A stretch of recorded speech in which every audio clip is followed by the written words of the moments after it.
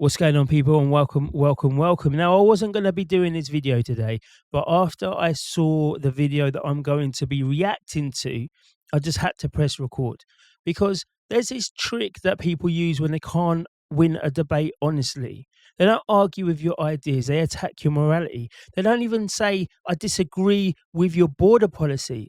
They end up saying that you're not a real Christian. And if you let that stand, then they've already won because you're defending your soul instead of the argument.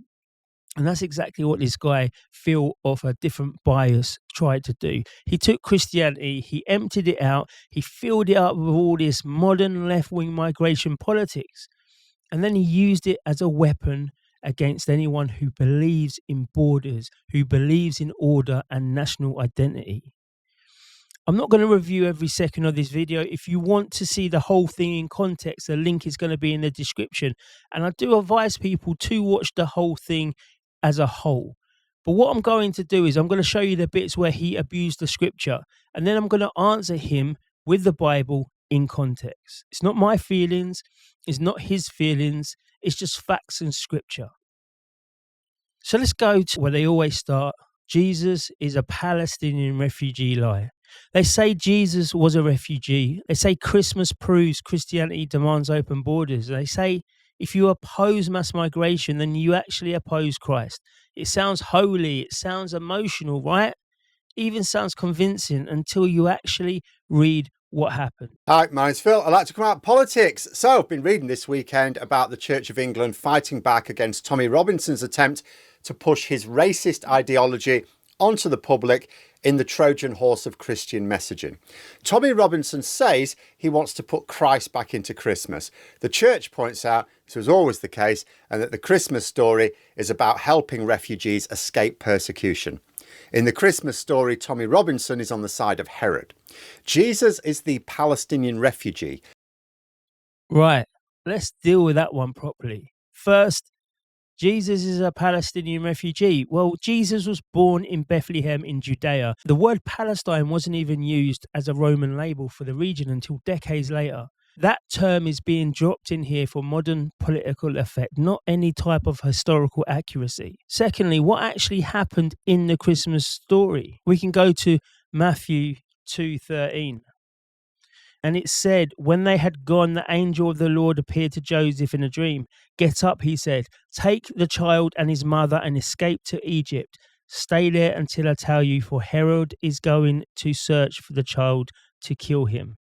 And also in Matthew 2:16, when Herod realized that he had been outwitted by the Magi, this is the wise men, he was furious. And he gave orders to kill the boys in Bethlehem and its vicinity who were 2 years and under. And that's in accordance with the time he had learnt from the Magi. So Herod is going to search for the child and kill him. And when he fails, he orders the boys under 2 in Bethlehem to be killed. So Jesus didn't flee poverty. He didn't even flee general instability. He fled a direct state assassination order on a specific child called the King of the Jews. And here's the key point. His family fled temporarily. He was under explicit targeted danger. And then he returned home once the threat had gone. This isn't an argument for the permanent demographic change, Phil. This isn't an argument for borderless states. This isn't an argument for mass economic migration. It's a family escaping a tyrant and going back when the tyrant is dead. So when Phil says Jesus was a Palestinian, he's doing 3 dishonest things at once. Number 1, he's using old language to plug into modern politics. And the second thing he's doing is ignoring the assassination context completely. And the third thing that he does, and he's pretending a temporary flight is a template for permanent mass migration and open borders. That's not theology. That's propaganda wrapped up in a nativity costume. Next, he goes for the Good Samaritan because that is the go-to parable for guilt-tripping Christians. But perhaps the most famous tidbit within the Christian scriptures is surely Jesus' parable of the Good Samaritan. It's a story of a time when Samaritans and Jews weren't exactly getting along. A Jewish traveller is attacked by robbers, beaten half to death and left on the side of the road. Various Jewish leaders leave the man to die, but a Samaritan helps him, takes him to shelter, pays for his care. The victim's own people, his own tribe, walked by, did nothing to help him. But someone in the outgroup, caring not a jot for tribal rivalries, sees a human being in distress, goes out of his way to help him. It's one of the most famous of the Christian teachings. Apparently not famous enough for Tommy Robinson to have heard about it. Though let us be clear here, Tommy Robinson is not a Christian. Now, here's where Phil is very, very slick, because the Good Samaritan absolutely is about loving your neighbour. Absolutely is about crossing tribal lines. But notice what it's not about. It's not about moving millions of people across borders. It's not about scrapping national laws. And it's not about governments abandoning order. The story is about one man seeing one wounded person in front of him and helping him at his own expense.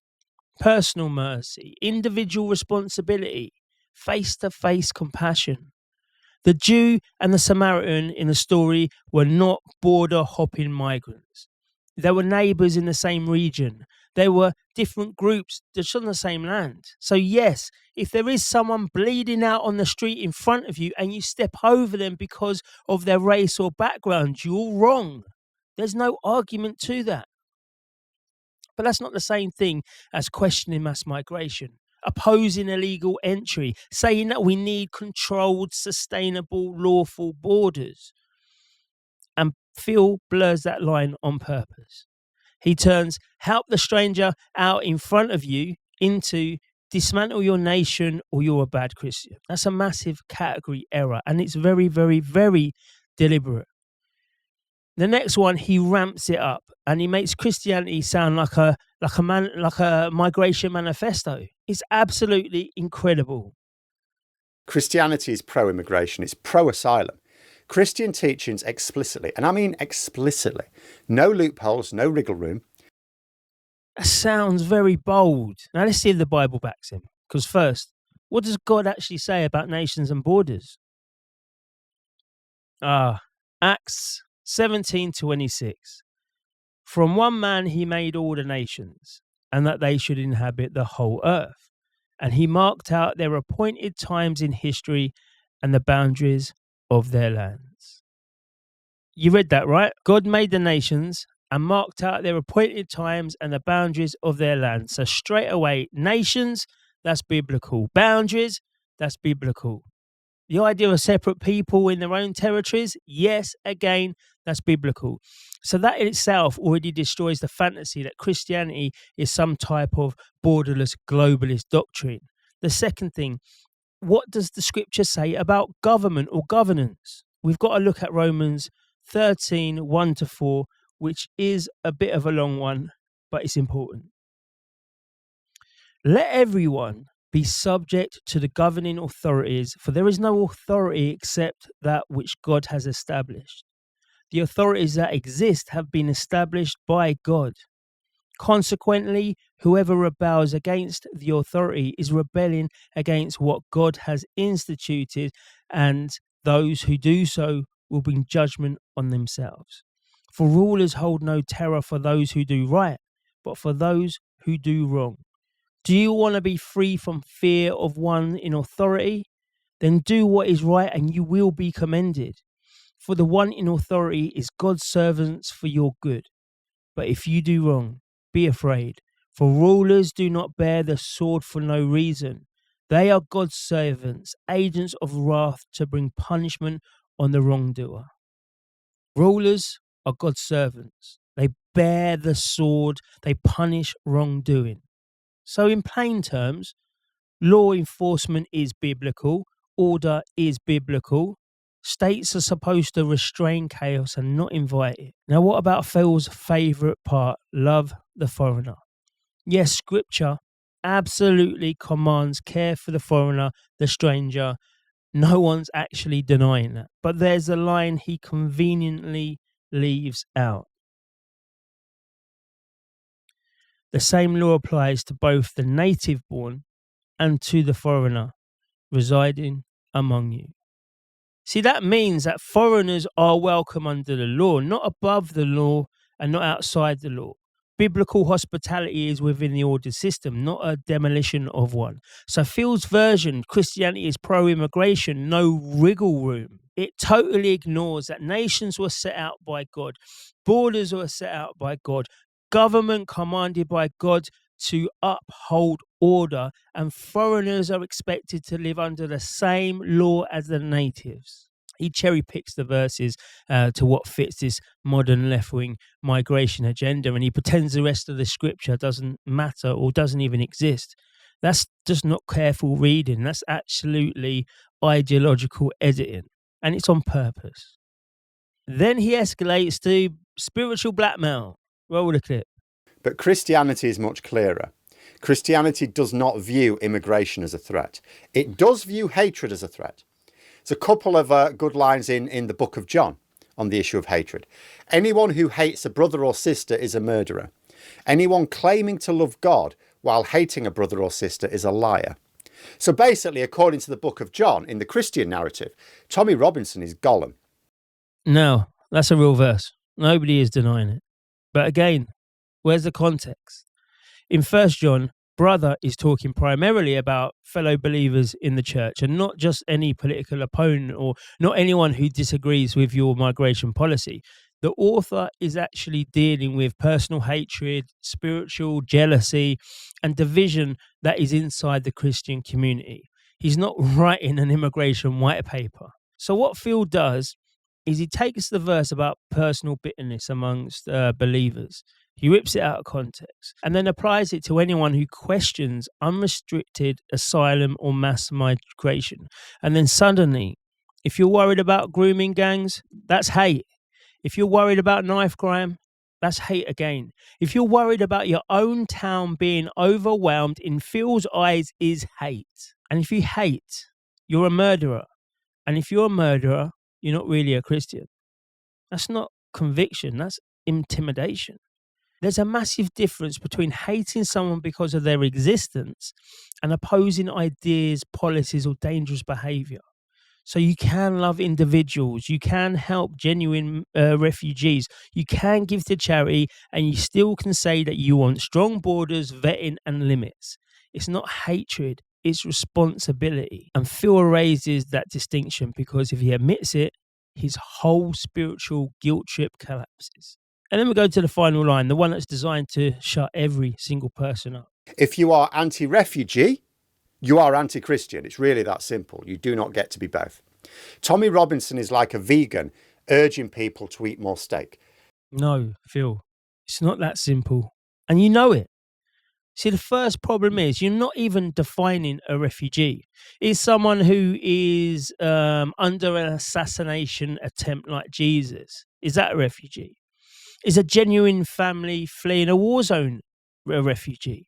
Is a fighting age male who destroys his documents and pays traffickers to get into a country, is that a genuine refugee, Phil?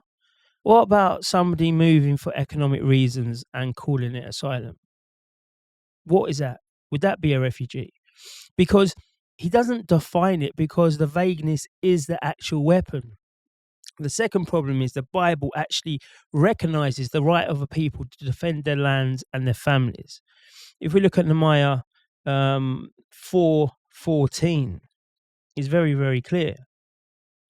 After I looked things over, I stood up and I said to the nobles, the officials, and the rest of the people, don't be afraid of them. Remember the Lord, who is great and awesome, and the fight for your families, your sons and your daughters, your wives and your homes. You read that, right? Fight for your families, your sons, your daughters, your homes. So if Phil's logic is true, then Nehemiah, the person who was rebuilding walls, who was enforcing separation and defending Jerusalem, he is anti-Christian too. You can't make it up. And the third problem is Christianity isn't a policy checklist. It's not tick this asylum stance and tick that migration stance and you're not saved. Salvation is based on Christ, not compliance with Phil's type of politics. So when somebody says that to you, you are anti-refugee, you are anti-Christian. What he really means is, and what they really mean is, if you don't agree with my political framing of refugees, I am going to declare that you are spiritually illegitimate. And that's religious bullying. Nothing more, nothing less. You can believe in borders and nations. You can believe in strict asylum criteria. You can believe in deporting criminals and believe in protecting your children, your family, your culture, and still be a faithful Christian who honors the scripture, who helps genuine victims and loves your neighbor. And just to make sure you're fully demonized, Phil just throws this in just at the end. In the Christmas story, Tommy Robinson is on the side of Herod. In the Christmas story, Tommy Robinson is on the side of Herod. See, Herod was a tyrant who ordered the massacre of infants to protect his throne. So whatever you think about Tommy, whether you agree or disagree, disagreeing with migration and the Islamification of the UK is not the same as ordering babies to be slaughtered. Sorry, that comparison isn't any type of serious theology. It's literally a character assassination, and you're just claiming it's a Bible study. You're hiding behind scripture. So let's just be crystal clear of what we've gone through today. The Christmas story is not a mandate for open borders. The Good Samaritan is not an immigration policy. Love thy neighbor is within the law, not in place of the law. And anyone who hates his brother, that's about personal hatred, not border control. An anti-refugee equals you're an anti-Christian. It's nothing more than ideological blackmail. See, again, I'm not reviewing every minute of Phil's video. I only wanted to show you where the scripture was bent to fit his ideology. But if you do, again, want to see it in full context, and I tell everybody, please go on, watch it. The link is in the description. Judge for yourself. Tell them Danny sent you. Hi. But if this helped you separate biblical Christianity from political manipulation, then do something with it. Share this. Clip it. Send it to the Christians who are being guilt-tripped into silence. Post it wherever you see this fake theology is being pushed. And if you do want more of this content where we actually open the Bible and look at the context, or we look at the truth and we push back on people hijacking everything, faith, government, positions for their agendas, then subscribe and stick around. Because this new channel, we're not here to perform for an algorithm. We're here to get it right and to defend the truth. And until next time, people, thank you for watching. Remember, press the hype. Hype button is a great button. Please keep pressing it. Just keep tapping it.